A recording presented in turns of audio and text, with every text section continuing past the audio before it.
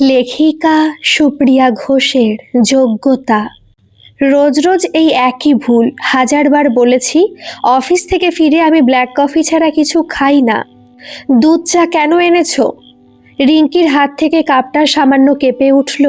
টেবিলে কফির বদলে চা দেখে ট্রেটা সোজা ঠেলে দিল সে।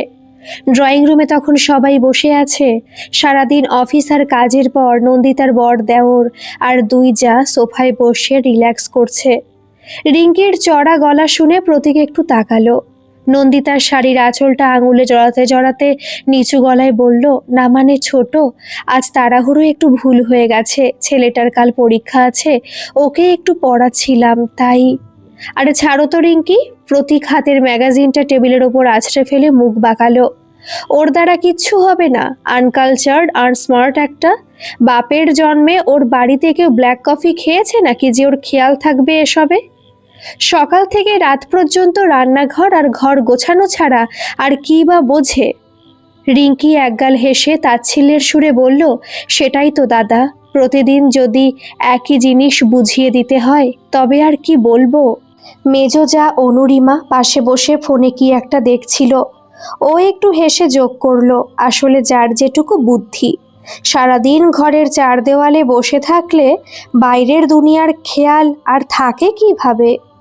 প্রতীকের রাগ তাতে আরও বেড়ে গেল। ও নন্দিতার দিকে তাকিয়ে আবারও বলল, কাল স্কুলের প্যারেন্টস মিটিংয়েও তো আমায় লজ্জিত হতে হবে জানি। দুটো কথা যে ঠিকঠাক ইংলিশে বলবে সেই সাধ্যও তো নেই। বাচ্চারাও বন্ধুদের সামনে মাকে নিয়ে যেতে লজ্জা পায়, পুরো আনস্মার্ট।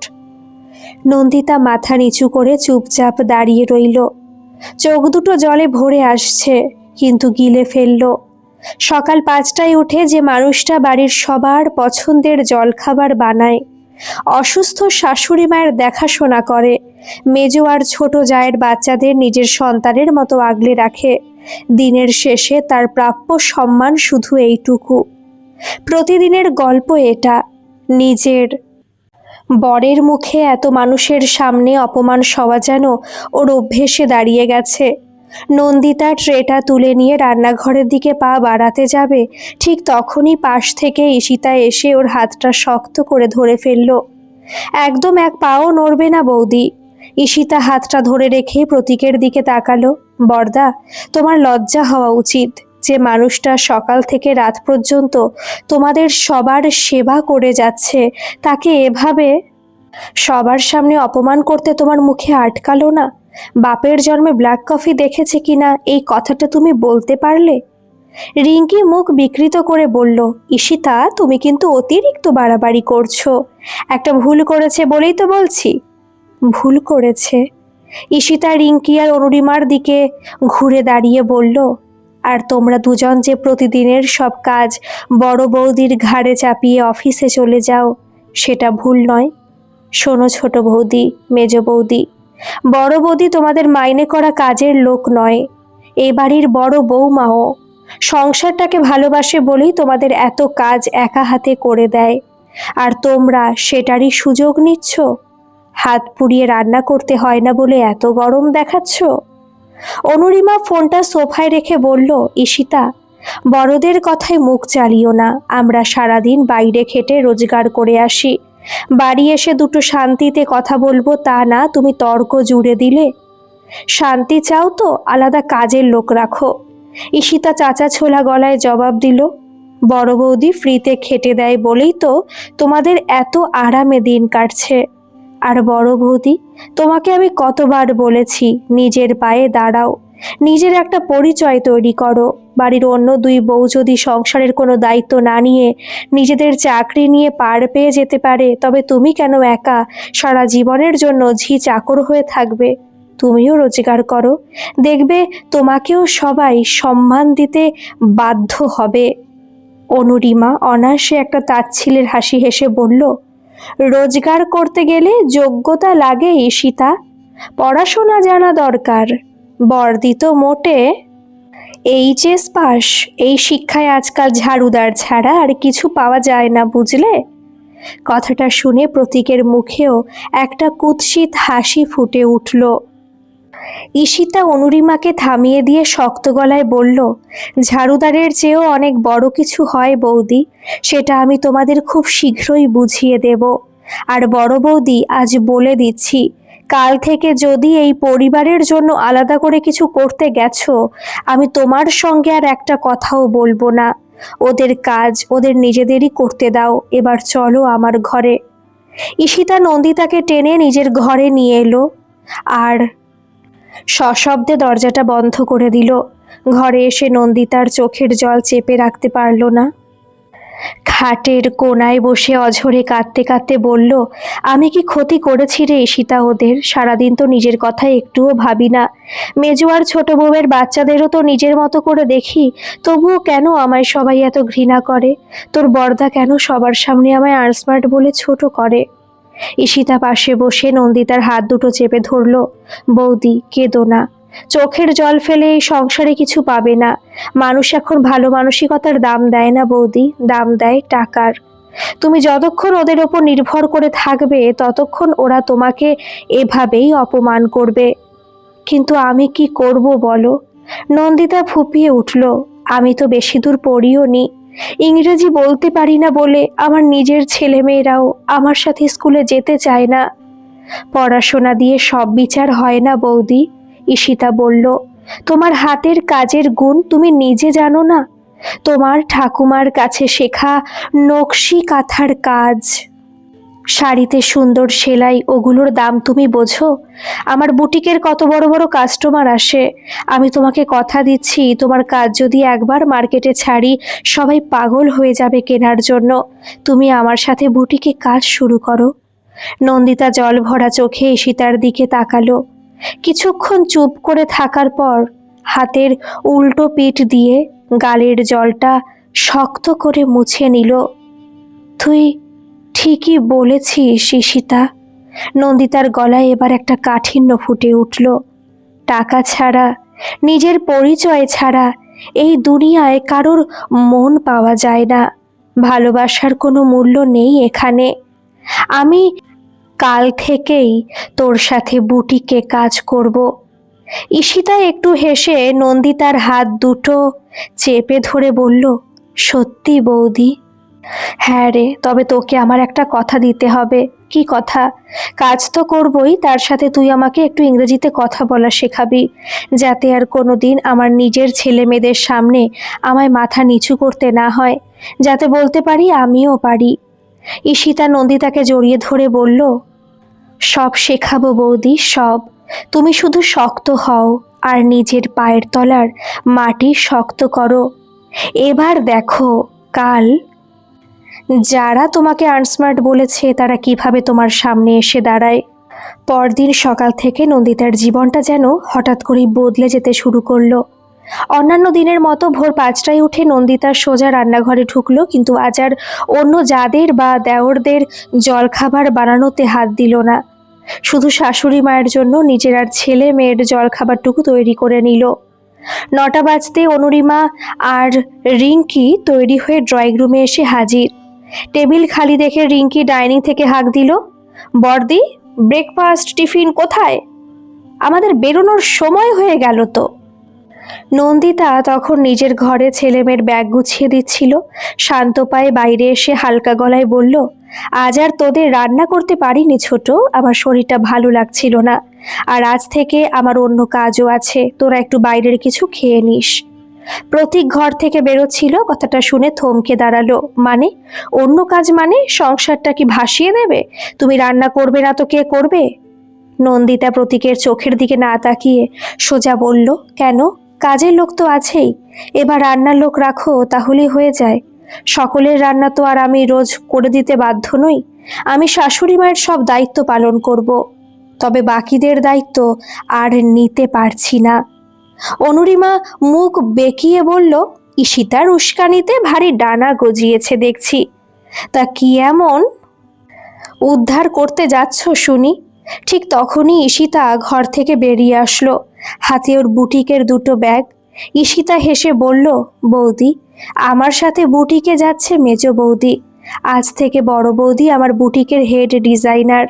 আর হ্যাঁ, বেতনটা কিন্তু বেশ মোটা টাকাই পাবে। প্রতীক একটা অট্টহাসি হেসে উঠল। Head designer? ও, এইচএস পাস একটা মেয়ে নাকি ডিজাইনার? ঈশিতা, বুটিকটা ডুবাবি নাকি তুই? দুদিন সেলাই মেশিনে হাত চালিয়ে নিজেকে বড় শিল্পী ভাবছে। নন্দিতা এবার প্রতীকের দিকে সোজা তাকালো। ও কোনো কথা না বলে ঈশিতার সঙ্গে সোজা বেরিয়ে গেল বাড়ির বাইরে। প্রতীক আর বাকিরা অবাক হয়ে দাঁড়িয়ে রইল। বুটিকে গিয়ে ঈশিতা নন্দিতাকে আলাদা একটা কাজের টেবিল বুঝিয়ে দিল। টেবিলের ওপর রাখা নানা রঙের রেশমি সুতো, কাপড়ের টুকরো। ঈশিতা বলল, বৌদি, আর কোনো ভয় নেই। নিজের মনের মতো করে তোমার ওই নকশি কাঁথার ম্যাজিক দেখাও তো। নন্দিতা হাত দুটো কাপড়ের ওপর রাখলো। কত বছর পর ও এভাবে মনের সুখে সেলাইয়ের ফ্রেম হাতে তুলে নিচ্ছে। প্রথম কয়েকটা মিনিট হাতটা একটু কাঁপলেও সুতোর প্রথম ফোঁটা পড়তেই নন্দিতা যেন নিজের সব অপমান, সব যন্ত্রণা সুতোর টানে বুনে দিতে লাগলো। সকাল থেকে বিকেল পর্যন্ত একটানা কাজ করলো। ঈশিতা মাঝে মধ্যে এসে কাজের তদারকি করে গেল, আর কাজের ফাঁকে ফাঁকে নন্দিতাকে বলল, বৌদি, এবার একটু ইংরেজি প্র্যাকটিস করি। পরের 2 সপ্তাহ ঠিক এভাবেই কাটলো। সংসারে বড়সড় পরিবর্তন এসে গেল। নন্দিতা সকলের রান্না বন্ধ করায় অনুরিমা আর রিঙ্কিকে বাধ্য হয়ে সকাল সকাল উঠে রান্না করতে হচ্ছিল। সব কিছুতেই কাজের লোকের ভরসায় থাকতে হচ্ছিল। বাড়িতে রোজই এই নিয়ে ঝামেলা লেগে থাকতো, কিন্তু নন্দিতা কোনো ঝামেলায় কান না দিয়ে নিজের কাজে মন দিল। বিকেল হলেও ঈশিতার সঙ্গে বুটিকে চলে যেত, আর রাত পর্যন্ত নতুন নতুন শাড়ি আর কুর্তিতে অসামান্য সব নকশি কাঁথার কাজ ফুটিয়ে তুলত। একদিন বিকেলে বুটিকে একজন নামজাদা পেজ 3 ফ্যাশন ডিজাইনারের ওনার এলেন, নাম মল্লিকা সেন। মল্লিকা দেবী বিভিন্ন বুটিকে ঘুরে এক্সক্লুসিভ কাজ খুঁজছিলেন তার আসন্ন ফ্যাশন প্রদর্শনীর জন্য। ঈশিতা মল্লিকা দেবীকে একের পর এক ড্রেস দেখাচ্ছিল, কিন্তু কোনোটাই ওনার মন মতো হচ্ছিল না। ওনার মুখ দেখে স্পষ্ট বোঝা যাচ্ছিল ওনার কিছুই পছন্দ হচ্ছে না। হঠাৎ মল্লিকা দেবীর নজর পড়ল ভেতরের কোণে বসে থাকা নন্দিতার দিকে।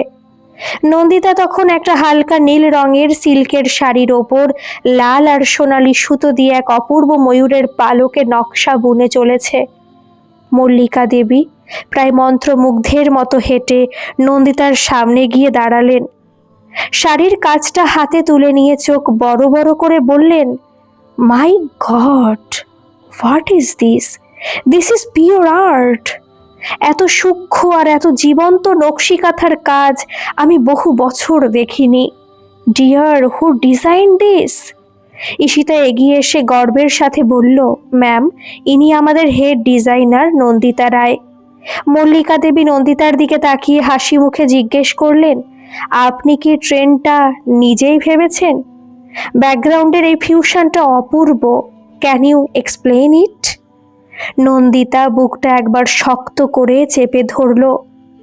মাথার ভেতর ঈশিতার শেখানো কথাগুলো ভেসে উঠল। ও একটু থমকে দাঁড়ালো, তারপর হাসি মুখে খুব স্পষ্ট আর শান্ত গলায় ইংরেজিতে জবাব দিল, thank you ma'am. This is a traditional nakshi kantha work learned from my grandmother. I just tried to make it modern with this color. English ভুলভাল হয়নি, বরং একদম স্পষ্ট আর আত্মবিশ্বাসে ভরপুর। ঈশিতা হা করে নন্দিতার দিকে তাকিয়ে রইল। মল্লিকা দেবী নন্দিতার এই ব্যবহারে আর তার কাজের গুণাবলীতে এত মুগ্ধ হলেন যে এক মুহূর্তে নন্দিতার বানানো সবকটা কাজ বুক করে নিলেন। শুধু তাই নয়, তিনি একটা মোটা অঙ্কের চেক ঈশিতার হাতে দিয়ে বললেন, পরের মাসের ফ্যাশন প্রদর্শনীতে আমি চাই নন্দিতার একটা আলাদা কালেকশন থাকুক। Nandita, you are really smart and talented. সন্ধেবেলায় যখন নন্দিতা আর ঈশিতা বাড়িতে ফিরল, নন্দিতার হাতে তখন মল্লিকা দেবীর দেওয়া প্রথম উপার্জনের অগ্রিম চেকের একটা অংশ। টাকাটা বিশাল কিছু না হলেও নন্দিতার আত্মবিশ্বাসের জন্য সেটা ছিল আকাশের মতো বড়। ঘরে ঢুকতেই দেখল ড্রয়িং রুমে প্রতীক, অনুরিমা, রিঙ্কি আর দেওররা সবাই বসে আছে। প্রতীক বলল, বাহ, মহারানীদের ফেরার সময় হলো। মায়ের ওষুধ খাওয়া হয়নি, সেদিকে খেয়াল আছে? আর রিঙ্কি অরুণিমা খেটে খেটে মরছে, আর তোমরা বাইরে ফুর্তি করে বেড়াচ্ছ। নন্দিতা ব্যাগ থেকে চেকটা বের করে শাশুড়ি মায়ের হাতে দিতে দিতে বলল, মা, এটা আমার প্রথম রোজগার, তোমার ওষুধের যেন এই টাকাটা থেকে কেনা হয়। সবাই চেকের অঙ্কটার দিকে তাকিয়ে চমকে উঠল। এত টাকা একেবারে সেলাইয়ের কাজে? অনুরিমা হিংসায় জ্বলে উঠে বলল, ওসব 2-1 টাকার সেলাইয়ের কাজ করে বেশি অহংকার দেখিও না বর্দি। আসল শিক্ষাগত যোগ্যতা না থাকলে দুটো ইংলিশে কথা বলতে পারবে না কোনোদিন। সারা জীবন এই সেলাইয়ের কাজই করে যেতে হবে। ঠিক তখনই ড্রয়িং রুমে নন্দিতার ছেলে আর মেয়ে ঘর থেকে বেরিয়ে এলো। মেয়ে অনুষ্কা বলল, মা, কাল আমাদের স্কুলে প্যারেন্টস টিচার্স মিটিং আছে, ক্লাসের ম্যাম তোমাকে বিশেষ করে যেতে বলেছেন।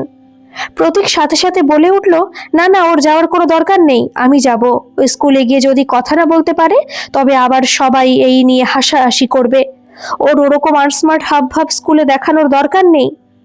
নন্দিতা এবার প্রতীকের চোখের দিকে তাকালো, মুখে এক চিলতে আত্মবিশ্বাসের হাসি। ও ছেলের আর মেয়ের মাথার ওপর হাত রেখে খুব শান্ত গলায় বলল, না প্রতীক, কাল তুমি যাবে না, কাল আমি একাই ওদের স্কুলে যাব। আমার ছেলে মেয়ের দায়িত্ব কিভাবে পালন করতে হয় সেটা আমি খুব ভালো করেই জানি। নন্দিতার এই জবাবে অনুরিমা রিঙ্কি চোখ চাওয়াচাওয়ি করলো, আর প্রতীক কোনো কথা খুঁজে না পেয়ে শুধু হাঁ করে স্ত্রীর বদলে যাওয়া এই রূপটার দিকে তাকিয়ে রইল।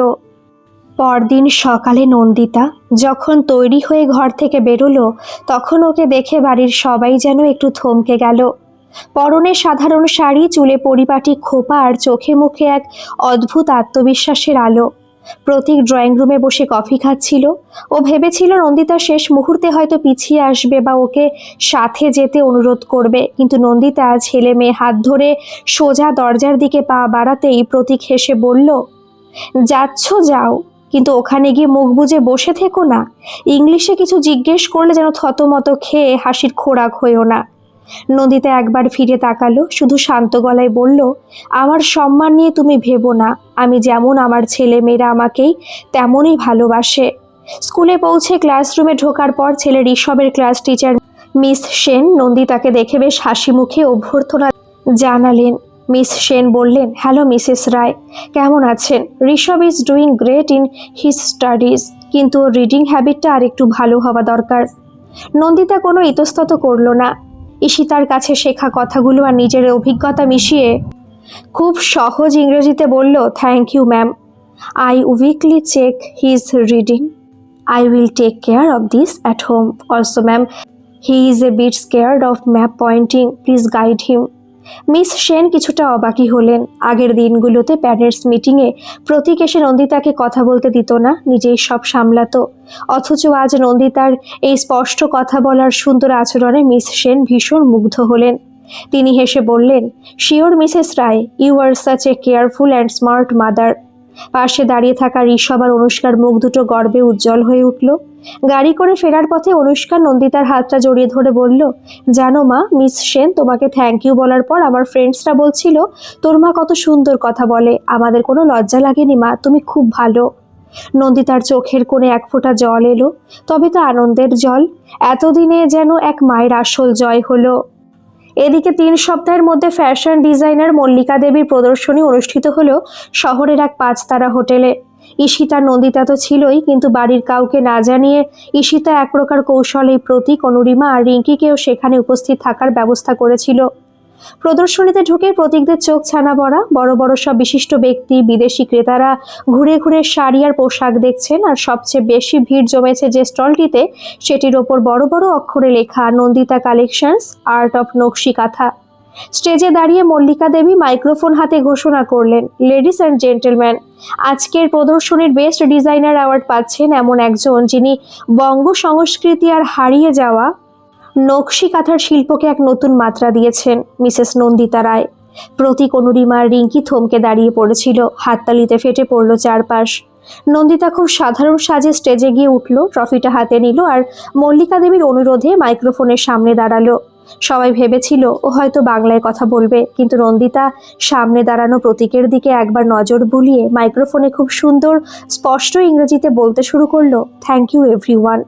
This award is not just for me, but for every woman who works hard silently in their families. I won't say I am perfect, but I proved that a woman can also make her own identity with respect. Thank you, Ishita, and thank you everyone for believing in me. ইংরেজিতে নন্দিতার এই চমৎকার আর আত্মবিশ্বাসী বক্তব্য শুনে উপস্থিত সবাই দাঁড়িয়ে হাততালি দিল। প্রতীকের মাথার ওপর যেন আকাশ ভেঙে পড়ল। যে স্ত্রীকেও এতদিন আনস্মার্ট, আনকালচার্ড আর গেও বলে অপমান করে এসেছে, সে আজ এত বড় মঞ্চে দাঁড়িয়ে শত শত মানুষের হাততালি পাচ্ছে। অনুরিমা, রিঙ্কির মুখ চুন হয়ে গেছে, কারণ তারা যে উচ্চশিক্ষার অহংকার করত, সেই অহংকার নন্দিতার এই প্রতিভার কাছে ধুলোয় মিশে গেছে। অনুষ্ঠান শেষে সবাই বাড়ি ফিরে এলো। অনুরিমা আর রিঙ্কি নিজেদের ঘরে চুপচাপ ঢুকে গেল। আজ আর তাদের মুখে কোনো বড় বড় কথা নেই। প্রতীক ওদের ঘরের সামনে এসে কিছুক্ষণ দাঁড়িয়ে রইল, তারপর অপরাধীর মতো মাথা নিচু করে ভেতরে ঢুকে শান্ত গলায় বলল, নন্দিতা, আমায় ক্ষমা করে দিও। আমি তোমাকে চিনতে ভুল করেছিলাম। যোগ্যতার বিচার যে শুধু ডিগ্রি দিয়ে হয় না, নিজের সততার ক্ষমতা দিয়ে হয়, সেটা তুমি আজ আমায় বুঝিয়ে দিলে। আমি সত্যি লজ্জিত। নন্দিতা ট্রফিটা রাখতে রাখতে ধীরে সুস্থে প্রতীকের দিকে ঘুরল। খুব শান্ত গলায় বলল, ক্ষমা চাওয়ার কিছু নেই প্রতীক। তুমি আমায় অপমান না করলে হয়তো আমি কোনোদিন নিজের পায়ের তলার মাটি শক্ত করা তাগিদই পেতাম না। আমি এখনও এই সংসারের বড় বউ। শাশুড়ি মার দেখাশোনা বা সংসারের খেয়াল রাখাটা আমার দায়িত্ব। কিন্তু একটা কথা মনে রেখো, আমি সংসারের জন্য নিজেকে বিলিয়ে দিতে পারি, কিন্তু নিজের আত্মসম্মান বিসর্জন দিয়ে আর বেঁচে থাকবো না। প্রতীক চুপ করে রইল। নন্দিতার চোখের আত্মবিশ্বাসের আলো আজ ওকে এক নতুন মানুষে পরিণত করেছে। নন্দিতা যে আজ আর শুধু ঘরের কোণে আটকে থাকা এক আনস্মার্ট বৌমা নয়, ও এখন নিজের যোগ্যতায় মাথা উঁচু করে বাঁচা এক সফল নারী। সত্যি, ডিগ্রি বা ইংরেজি ভাষায় কোনো মানুষের যোগ্যতার একমাত্র মাপকাঠি নয়। আত্মবিশ্বাস, নিজস্ব দক্ষতা আর পরিশ্রমী মানুষকে আসল সম্মান এনে দেয়। নিজেকে কেবল সংসারের সেবায় বিলিয়ে না দিয়ে প্রতিটি নারীর উচিত নিজের আত্মসম্মান রক্ষা করা ও নিজের পায়ে দাঁড়ানো। আজকের এই গল্পটি আপনাদের কেমন লাগলো অবশ্যই কিন্তু কমেন্ট করে জানাবেন, আর ভালো লাগলে একটা সাবস্ক্রাইব করে আমার পাশে থাকবেন। ধন্যবাদ।